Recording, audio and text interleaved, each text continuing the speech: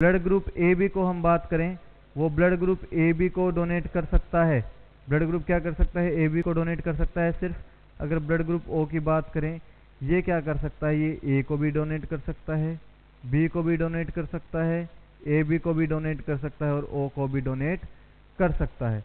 ठीक है, तो अब ध्यान से देखो, यहां पर रेसिपिएंट सब में कॉमन कौन है? A B, A B, A B और ए बी। तो यहां पर जो जो ब्लड ग्रुप ऐसा है जो सभी से खून क्या कर सकता है? ले सकता है, जो सभी से क्या कर सकता है? खून ले सकता है। और यहां पर डोनर क्या है? ओ ओ ओ। ठीक है, दोनों तरफ क्या है? एक ब्लड ग्रुप क्या हो गया है? कॉमन आ चुका है कि जो ब्लड ग्रुप जो है, ब्लड ग्रुप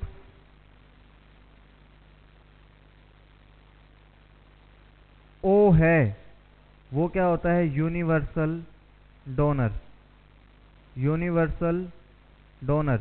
लेकिन इस ब्लड ग्रुप ओ में भी क्या होता है? ओ नेगेटिव और ओ पॉजिटिव।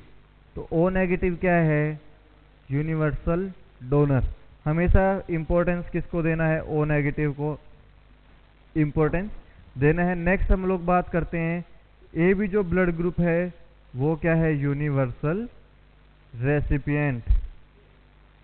वो क्या है? Universal recipient. ठीक है, ये आप लोग क्वेश्चन याद रखना। ठीक है, इतना सा टॉपिक क्या था अभी तक हमारा? ये ब्लड ग्रुपिंग का सिस्टम था। ठीक है, कि कैसे हम लोग ब्लड ग्रुप वगैरह को डोनेट कर सकते हैं या नहीं कर सकते। एक आता है कि यार बच्चों में हम कैसे आइडेंटिफाई करेंगे कि इसमें कौन सा ब्लड ग्रुप हमें देखने को मिलेगा, लेकिन वो हम लोग बात करेंगे जब हम RH फैक्टर को भी पढ़ लेंगे। ठीक है, किसको पढ़ लेंगे? RH फैक्टर को पढ़ लेंगे और inheritance of ABO blood grouping system को जीन के बेसिस पे हम लोग पढ़ते हैं। तो ठीक है, अभी तो इतना पढ़ा हमने ABO blood grouping system. Next अब हम लोग देखते हैं RH ब्लड ग्रुपिंग सिस्टम।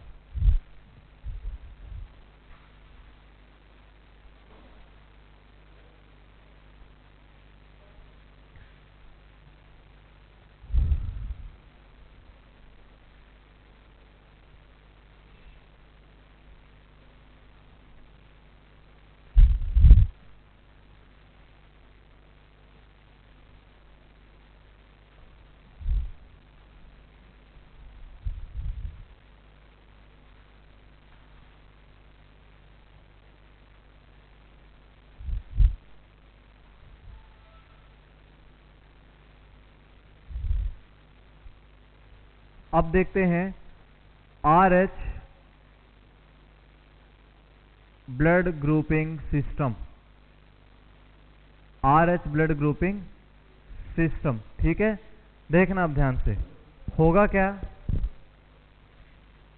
1938 में कार्ल लैंडस्टीनर और मार्वेल ने क्या किया था? उन्होंने एक रेसस मंकी के ऊपर क्या किया था? रिसर्च किया था। किसके ऊपर रिसर्च किया था? रेसस मंकी के ऊपर एक रिसर्च किया था, जिसमें उनको क्या मिला था? एक एंटीजन मिला था, found antigen of protein nature.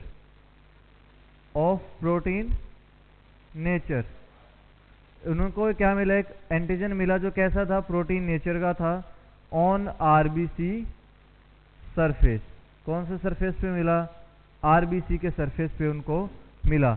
Next हम लोग बात करते हैं कि ये तो हुआ कि इनको क्या मिला? मंकी के आरबीसी के सरफेस पे क्या मिला? प्रोटीन नेचर का एक एंटीजन मिला। ठीक है, एक चीज आप लोग याद रखना, यहां से आप लोगों को पता चलेगा कि जो एंटीजन ए है और एंटीजन बी है, ये दोनों कैसे नेचर के होते हैं? कार्बोहाइड्रेट नेचर के। कैसे नेचर के होते हैं? कार्बोहाइड्रेट। मतलब ये किससे बनते हैं? कार्बन, हाइड्रोजन और ऑक्सीजन से मिलकर के बनते हैं। कार्बन, हाइड्रोजन और ऑक्सीजन से मिलकर के बनते हैं। लेकिन जो एंटीजन है जो आरबीसी सरफेस पे मिला रीसस मंकी के बाद, तो उसके बाद क्या हुआ? उसके बाद जब ह्यूमन बीइंग पे रिसर्च की गई, जो ह्यूमन बीइंग पे रिसर्च की गई, तो क्या हुआ, फिलिप लेविन एंड स्ट्रैटसन। देखो नाम ध्यान में रखना, पहला क्या है कार्ल लैंडस्टीनर, दूसरा क्या है फिलिप लेविन और स्ट्रैटसन। जो कार्ल लैंडस्टीनर था उसने ह्यूमन बीइंग पे रिसर्च फैक्टर की कोई डिस्कवरी नहीं की थी, उन्होंने किस पे की थी, ह्यूमन बीइंग पे किसने की, फिलिप लेविन और स्ट्रैटसन ने। और कार्ल एंडरसन ने किस पे की थी, मंकी के ऊपर डिस्कवरी की थी। ठीक है, नेक्स्ट अब हम लोग देखते हैं फिलिप लेविन एंड स्ट्रैटसन ने क्या किया था, discover RH factor in human being. किस पे किया गया, ह्यूमन बीइंग पे डिस्कवर किया गया। और देखो ये जो इसको नाम क्या दिया गया RH फैक्टर को, एंटीजन डी। एक एंटीजन डी मिला उनको। ठीक है, एंटीजन डी क्या होता है, ये एक्चुअल में सिंगल एंटीजन नहीं होता। अगर हम लोग एंटीजन डी की बात करें, antigen D is not a single antigen antigen is not a single protein antigen. हम लोग क्या बोल सकते हैं, जो ये एंटीजन डी है इज अ ग्रुप ऑफ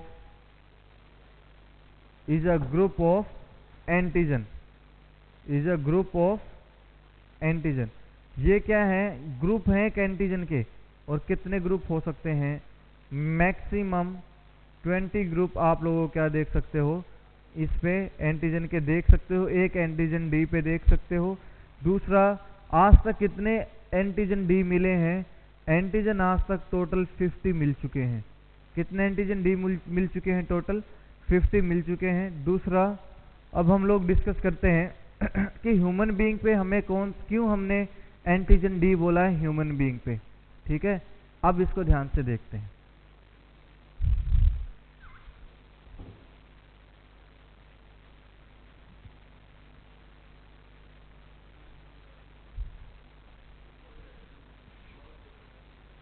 अब देखना,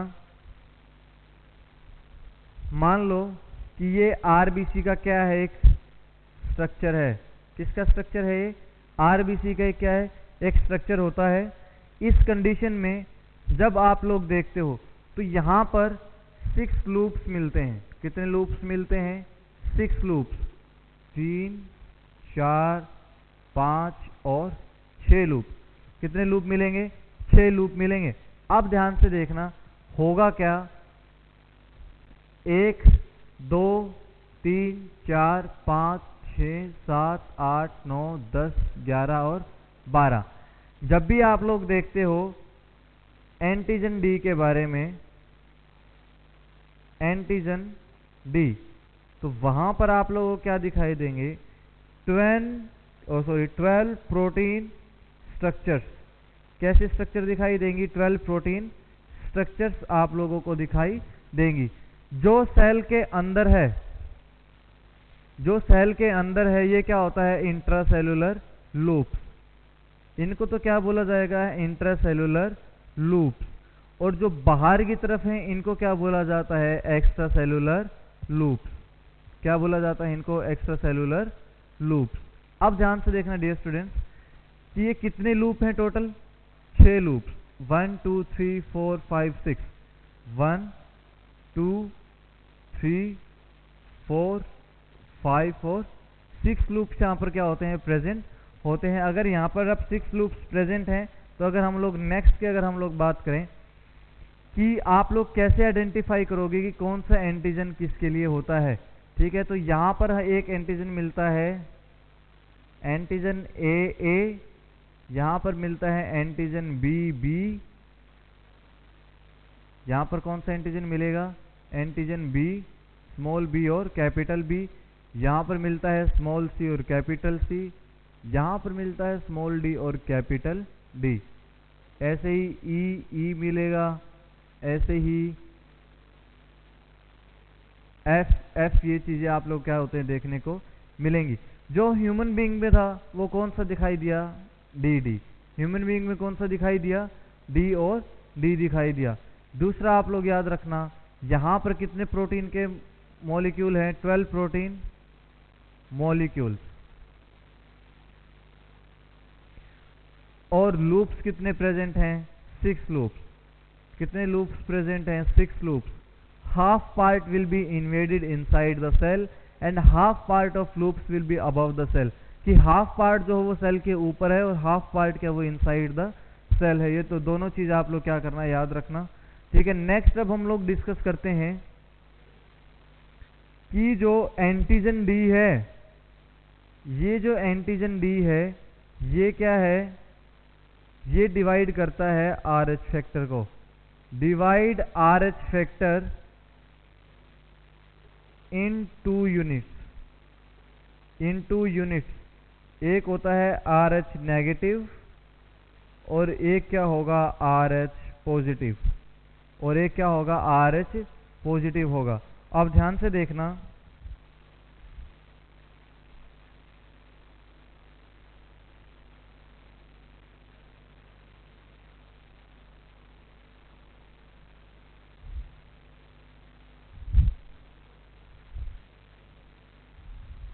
RH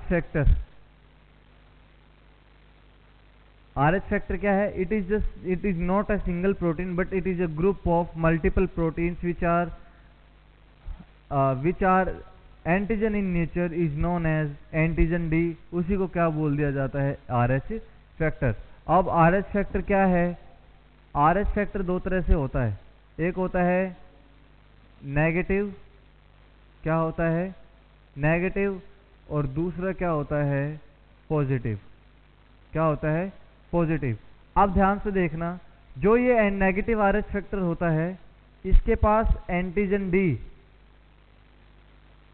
एब्सेंट होता है, क्या होता है इसके पास एब्सेंट होगा, और एंटीबॉडी जो है डी वो भी क्या होगी, एब्सेंट होगी। ध्यान से देखना, या डियर स्टूडेंट्स, जब इनके पास एंटीजन डी और एंटीबॉडी डी है ही नहीं, दोनों क्या है एब्सेंट हैं, ये ना दोनों कोई रिएक्शन शो नहीं करेंगे, कोई भी रिएक्शन शो नहीं करेंगे। No reaction with any blood group, ये किसी भी ब्लड ग्रुप के साथ में कोई भी रिएक्शन शो नहीं करेंगे, इसलिए क्या कर सकते हैं, can donate to everyone, can donate to everyone. Next हम लोग बात करते हैं कि नेगेटिव RH नेगेटिव फैक्टर वाले ने किसको दे दिया, ब्लड ग्रुप क्या कर दिया, इसने दे दिया, ठीक है। लेकिन अगर हम पॉजिटिव की बात करें, यहां पर एंटीजन डी क्या होगा, प्रेजेंट होगा, एंटीजन डी क्या होगा, प्रेजेंट होगा, लेकिन एंटीबॉडी डी क्या होगी, एब्सेंट होगी, एंटीबॉडी डी क्या होगी, एब्सेंट होगी। तो इसका मतलब क्या है, can only donate to positive blood groups, can only donate to positive blood groups, ठीक है। फॉर इसलिए मैंने बोला कि जो O नेगेटिव ब्लड ग्रुप था, O नेगेटिव ब्लड ग्रुप था, अब उसके पास एंटीजन तो कोई था नहीं, एंटीबॉडी क्या थी, प्रेजेंट हो सकती है, लेकिन जो RH फैक्टर की हम लोग बात करें उसमें O नेगेटिव के पास क्या है, ना तो एंटीजन डी है ना एंटीबॉडी डी है। तो इसलिए मैंने बोला आप लोगों को कि जो O नेगेटिव ब्लड ग्रुप है वो क्या करता है, जो O नेगेटिव ब्लड ग्रुप है, डोनेट टू एवरीवन, वो क्या करता है, सबको डोनेट करता है, ठीक है। इधर it is positive blood group और negative blood group, O negative will already be helpful to donate his blood group to everyone, ठीक है, डोनेट टू एवरीवन। तो अब ध्यान से देखना, O नेगेटिव ब्लड ग्रुप को और क्या बोला जाता है, emergency blood group, emergency blood group. For example, अगर किसी पेशेंट का ब्लड ग्रुप बी पॉजिटिव था, क्या था, ब्लड ग्रुप बी पॉजिटिव था, अब उसके लिए बी पॉजिटिव ब्लड ग्रुप भी नहीं मिला और O पॉजिटिव ब्लड ग्रुप भी नहीं मिला, तो आप उस सिचुएशन में बिना सोच समझ के क्या कर सकते हो, उसको O नेगेटिव ब्लड ग्रुप क्या कर सकते हो, फटाफट ट्रांसफ्यूज कर सकते हो। तो हम हमेशा ये बोलते हैं कि O सबको दे सकता है, क्या बोलते हैं कि O क्या कर सकता है, सभी को ब्लड दे सकता है, लेकिन कौन सा दे सकता है, O नेगेटिव या O पॉजिटिव। तो इसलिए बोला जाता है कि O नेगेटिव क्या करेगा, सबको ब्लड डोनेट कर सकता है, ठीक है।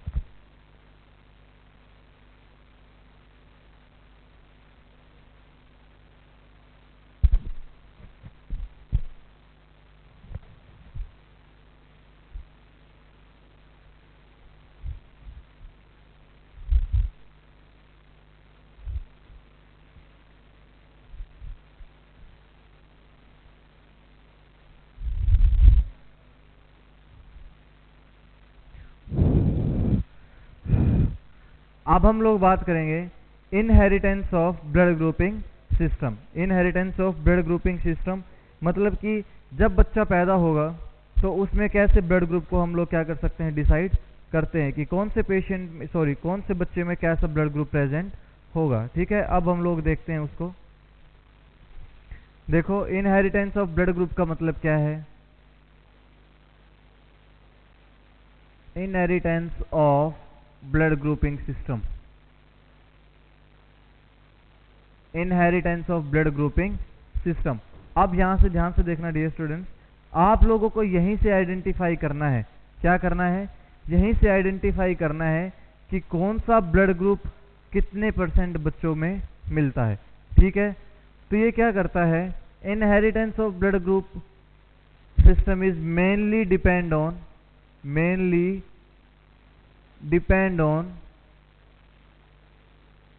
3 जीन्स।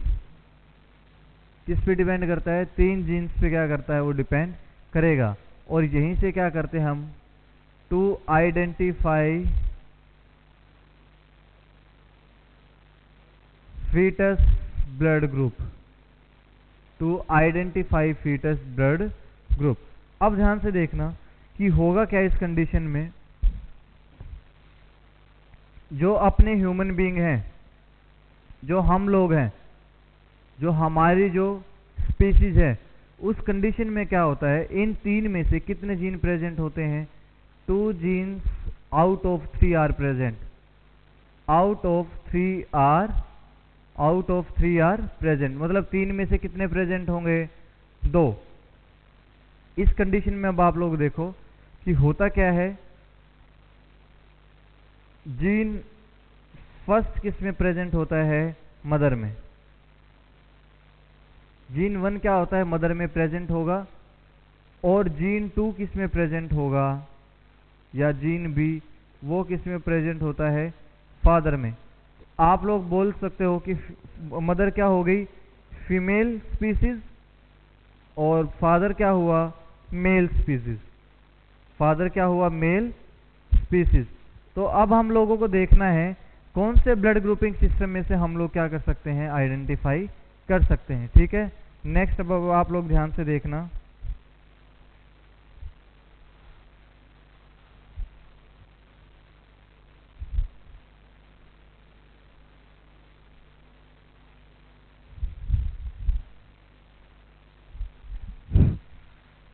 अब देखना कि जो जीन, मैंने बोला कि हमारे शरीर में कितने होते हैं, 2 जीन होते हैं। जो जीन ए है वो क्या होता है, डोमिनेंट माना जाएगा। जीन ए क्या होगा, डोमिनेंट। जीन बी क्या होगा, ये भी डोमिनेंट होता है। क्या होता है, ये भी डोमिनेंट होगा। लेकिन जो जीन ओ होता है, जो जीन ओ होता है उसको क्या बोला जाता है, रिसेसिव बोला जाएगा। क्यों बोला जाएगा, अब हम लोग क्या करेंगे, ब्लड ग्रुप के सिस्टम के हिसाब से क्या करेंगे कि कौन सा ब्लड ग्रुप हेटेरोजाइगोटिक होगा और कौन सा होमोजाइगस होगा। ठीक है, कौन सा होमोजाइगस होगा और कौन सा हेटेरोजाइगस होगा। अब देखना आप लोग,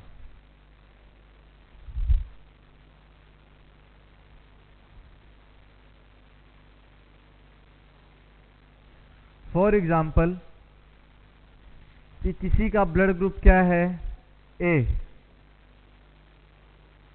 किसी का क्या है, ब्लड ग्रुप ए है, तो वो क्या करेगा,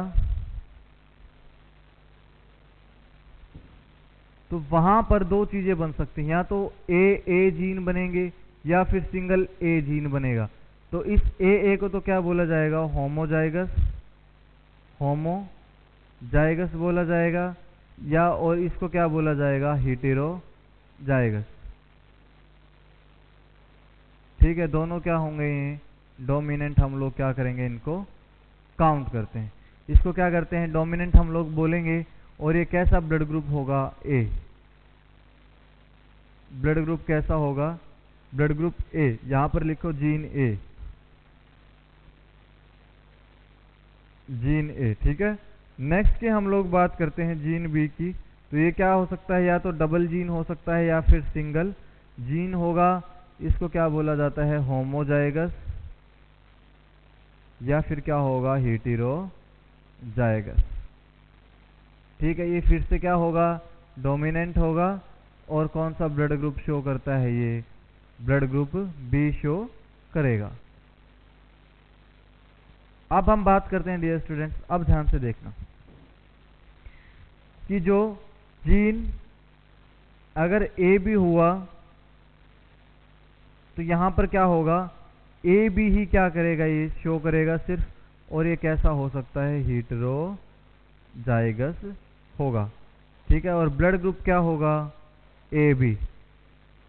ब्लड ग्रुप क्या होगा, ए बी होगा। ठीक है, अगर हम लोग बात करें ब्लड ग्रुप ओ की, ब्लड ग्रुप ओ की अगर हम लोग बात करें, इसको थोड़ा ध्यान से देखना डियर स्टूडेंट्स। अगर हम ब्लड ग्रुप ओ की बात करें या फिर एंटीजन ओ की बात करें, इसको थोड़ा स्पेशली कर लेना कि एंटीजन ओ की बात करें, यहां पर क्या होगा, ये सिर्फ होमोजाइगोस दिखाई देगा। कैसा दिखाई देगा, होमोजाइगस दिखाई देगा।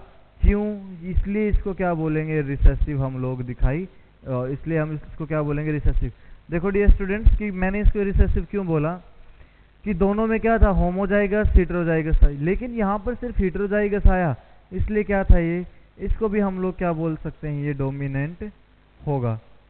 ये क्या होगा, डोमिनेंट। एक ही चीज याद रखना कि जो ब्लड ग्रुप ओ है, वो ब्लड ग्रुप ओ है, वो कैसा है, सिर्फ एक सिंगल ग्रुप ही बना रहा है वो, ओ होमोजाइगस, वो भी क्या है, सेम। ये क्या होगा, रिसेसिव हम लोग इसको मान लेते हैं। ठीक है, नेक्स्ट अब हम लोग डिस्कस करें अगर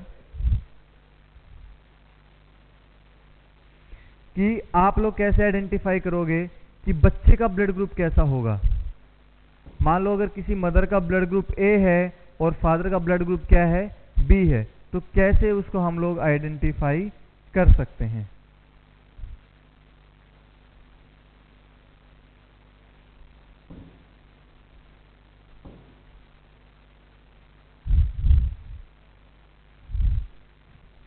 देखो, identifying foetus blood group, identifying foetus blood group, जो बच्चों का ब्लड ग्रुप हो, कैसे आप लोग आइडेंटिफाई करोगे। जो बच्चे का क्या, जो यूट्रस के अंदर जो बच्चा है मदर के, उसका ब्लड ग्रुप आप लोग कैसे आइडेंटिफाई करोगे। अब ब्लड जीन क्या है, फादर का भी है और मदर का भी है, तो उस कंडीशन में होगा क्या, फॉर एग्जाम्पल अगर मदर का blood group, mother blood group क्या है, ए है, ठीक है, और इस तरफ हम लिखते हैं कि फादर का ब्लड ग्रुप क्या है, बी।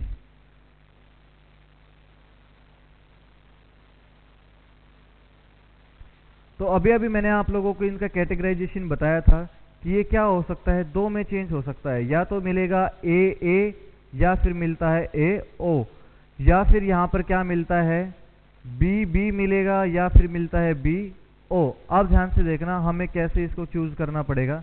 यहां से कॉमन निकाल लो, ए, क्या कॉमन निकाला हम लोगों ने, ए कॉमन निकाला, और अनकॉमन कौन सा बचा, ओ, इसको यहां पर लिख लेते हैं। ऐसे ही यहां पर क्या करना है, बी को कॉमन निकाल लो और ओ को क्या कर देना है, अनकॉमन को भी लिख लेना है। अब ध्यान से देखना, अगर मैं इनकी अगर अलग अलग से करके देखो रिएक्शन को, तो ए ओ को क्या करना है, इस बी ओ के साथ हमें क्रॉस करके देखना है। एक बार ए किसके साथ मिला, बी के साथ मिला, ए बी हुआ। एक बार ओ किसके साथ मिला, ओ के साथ मिला, क्या हुआ, ओ मिला। एक बार क्या हुआ, ए सिर्फ ओ के साथ मिला, ए ओ ब्लड ग्रुप हुआ। एक बार सिर्फ ओ किसके साथ मिला, बी के साथ मिला, क्या हुआ, बी के साथ मिला, बी ओ। यहां से बन गया ब्लड ग्रुप ए, यहां से बन गया ब्लड ग्रुप बी, और यहां से क्या बना, ब्लड ग्रुप ओ, और यहां से क्या बना है, ब्लड ग्रुप बी। अब देखो चार डिवीजन बने हैं, एक बना हमारा ब्लड ग्रुप ए बी, दूसरा बना ब्लड ग्रुप ओ, तीसरा बना ब्लड ग्रुप ए, और लास्ट वन कौन सा बना है, ब्लड ग्रुप बी। इसको हम लोग डी मान लेते हैं। एक ब्लड ग्रुप ए बी बना, दूसरा ओ बना, तीसरा ए बना, और फोर्थ वन कौन सा बना है, blood group B. Blood group कौन सा बना है हमारा? बी। अब देखो, अगर हमारे पास 100% हैं, अगर हमारे पास 100% है और उसके 4 ब्लड ग्रुप बन गए, तो एक पार्ट कितने का बनेगा? 25%। तो किसी भी बच्चे का अगर ब्लड ग्रुप ए भी हुआ, उसके चांस कितने हो सकते हैं? 25% होंगे। ब्लड ग्रुप ए के भी कितने परसेंट चांसेस होंगे? 25% होंगे। ब्लड ग्रुप बी के भी कितने परसेंट चांसेस होंगे? 25% होंगे। और जो ब्लड ग्रुप ए है वो भी क्या होगा? 25% क्या होते हैं उसके चांसेस होंगे। ये आप लोग क्या करते हो, फीटस के ब्लड ग्रुपिंग के बारे में हम लोग ऐसे आइडेंटिफाई कर सकते हैं कि मदर का ब्लड ग्रुप क्या है और फादर का ब्लड ग्रुप क्या है। उस कंडीशन पे आप लोग क्या कर सकते हो, उसको मैच आउट करवा सकते हो। और जब आप लोग इस कंडीशन की बात करते हो तो दोनों कंडीशंस में क्या आता है कि हमेशा क्या होगा? 25, 25, 25 और 25% क्या रहता है, हम लोग उसमें डिवीजन करके देखते हैं। अब हम लोग दूसरा एग्जाम्पल अगर लेके देखें, दूसरा एग्जाम्पल अगर हम लोग लेके देखते हैं, उसको कैसे करके करेंगे। अब हम देखते हैं, अगर मदर का ब्लड ग्रुप बी है और फादर का ब्लड ग्रुप क्या है? ए।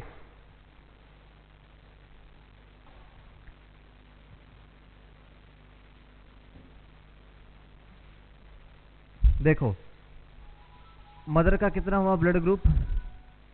कौन सा था? ब्लड ग्रुप बी था।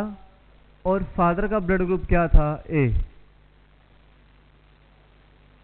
और फादर का ब्लड ग्रुप क्या था? ए।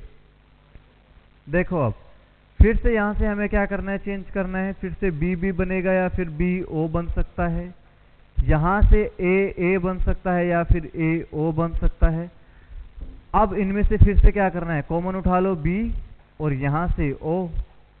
फिर से यहां से कॉमन उठाओ ए और फिर क्या उठाना है? ओ। अब फिर से इसको क्रॉस करो, क्या होगा? ए बी, ए आ गया और यहां से बी आया। फिर से यहां ओ को उठाओ। फिर यहां ओ को केवल किसके साथ उठाना है? ए के साथ, ए ओ। और फिर यहां से क्या करना है? इस बी को इस ओ के साथ क्या करना है? उठा लेना है। तो क्या होगा? B O. यहां पर कौन कौन से ब्लड ग्रुप बने? अब ध्यान से देखना, ये जो ए ओ बना था, इसने तो क्या बना दिया? ब्लड ग्रुप ए बना दिया। इसने ब्लड ग्रुप ए भी बनाया। फिर यहां से ब्लड ग्रुप क्या बना? बी। और यहां से क्या बनता है? ब्लड ग्रुप ओ बनता है। ठीक है, फिर से 4 डिवीजन में चेंज हुआ है। फिर से 4 डिवीजन में अगर ये चेंज हुआ, फिर से 25% क्या होते हैं? चांसेस होते हैं। तो हम ये अजम्पशन नहीं दे सकते कि मेरा ब्लड ग्रुप अगर ओ पॉजिटिव है तो मेरे बच्चे का भी ब्लड ग्रुप क्या होगा? ओ पॉजिटिव ही होगा। डिपेंड करता है कि मदर का क्या ब्लड ग्रुप है और फादर का क्या ब्लड ग्रुप वहां पर प्रेजेंट है। नेक्स्ट अब हम लोग देखते हैं, ये तो हुआ हमारे ब्लड ग्रुपिंग के बेस पे इनहेरिटेंस। अब हम लोग देखते हैं एंटीजन डी के बेस पे इनहेरिटेंस देखते हैं।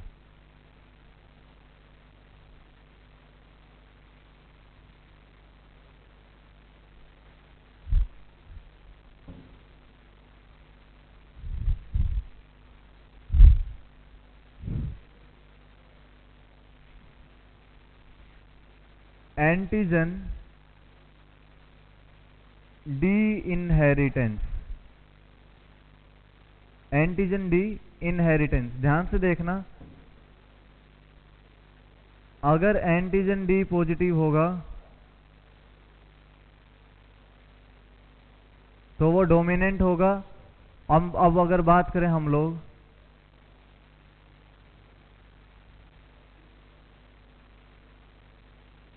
एंटीजन डी नेगेटिव की, वो कैसा होगा? रिसेसिव होगा। एंटीजन डी कैसा होगा? वो रिसेसिव होता है। अब ध्यान से देखना, एंटीजन डी की अगर हम लोग बात करें, ये क्या था? 12 प्रोटीन का क्या था? बना हुआ होता था एक सिंगल पीस। और इसमें जो कितने ग्रुप प्रेजेंट होते थे? एटलीस्ट 15 ग्रुप प्रेजेंट थे। किसके? एंटीजन्स के। कितने ग्रुप प्रेजेंट थे इनके? एंटीजन के 50 ग्रुप्स क्या थे? 50 ग्रुप कम से कम क्या थे यहाँ पर प्रेजेंट होते थे। नेक्स्ट अब हमें ये देखना है कि मदर को हम लोग कैसे आइडेंटिफाई करेंगे और फादर को कैसे आइडेंटिफाई करेंगे। तो उसके बेस पे हम एक फ्लो चार्ट बनाएंगे अभी। ठीक है, उसको अब हम देखते हैं।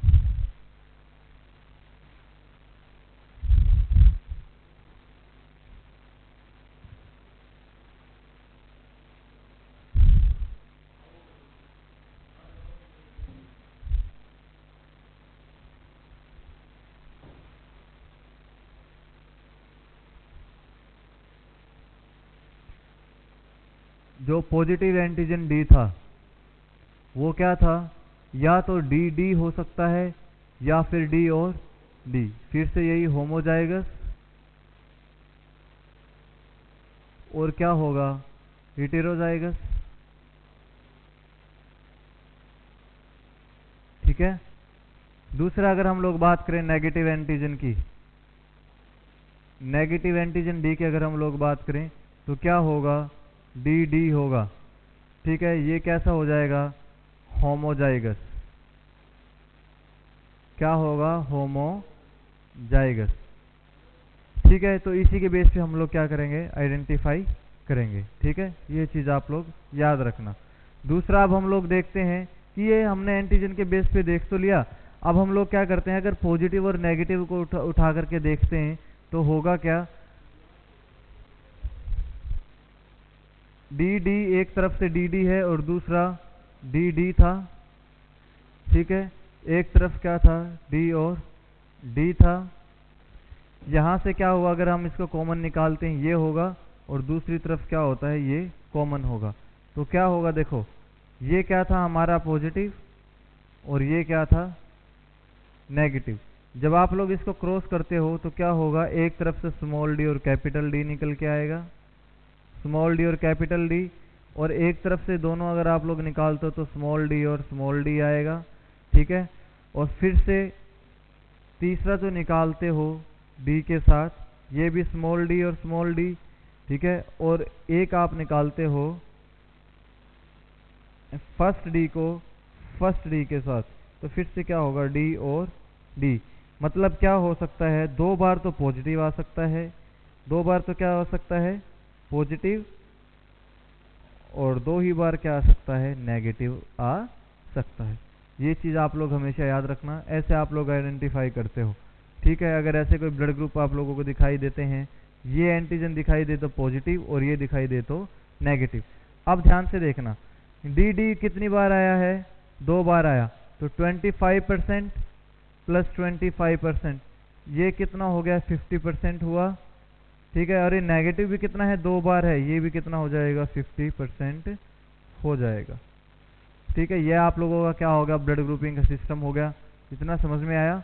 ठीक है, ये क्या हो गया, पॉजिटिव। इसको थोड़ा ऊपर लिख देता हूँ, शायद ना दिख रहा होगा, ये क्या है, पॉजिटिव। ठीक है, 50-50% हो गया। मतलब क्या है कि नेगेटिव के 50% चांसेस है और पॉजिटिव के भी कितने परसेंट चांसेस हैं, 50% क्या होंगे, चांसेस होंगे। ठीक है, ये आप लोगों का यहाँ तक का ब्लड ग्रुपिंग का सिस्टम सब क्या हो गया है, फिनिश आउट हो गया है। नेक्स्ट जो हमारा टॉपिक बचेगा वो क्या बचेगा आप लोगों का, एक बचता है, आप लोगों ने एक टेस्ट पढ़ा होगा, कुंभ टेस्ट, डायरेक्ट और इनडायरेक्ट कुंभ टेस्ट। एक बचता है, एक बहुत इंपॉर्टेंट टॉपिक है, आई थिंक वो हिमेटोलॉजी में इंक्लूड कर लेंगे हम लोग, वैसे वो माइक्रो का टॉपिक होता है, लेकिन अगर आप लोगों ने हिमेटो के बारे में पढ़ा है तो मैं वो टॉपिक आप लोगों को यहीं क्लियर करवा दूंगा, हाइपर सेंसिटिविटी रिएक्शन। ठीक है, वो कैसे आप लोग आइडेंटिफाई करोगे, तो हम लोग नेक्स्ट क्लास में डिस्कस करेंगे हाइपर सेंसिटिविटी रिएक्शन।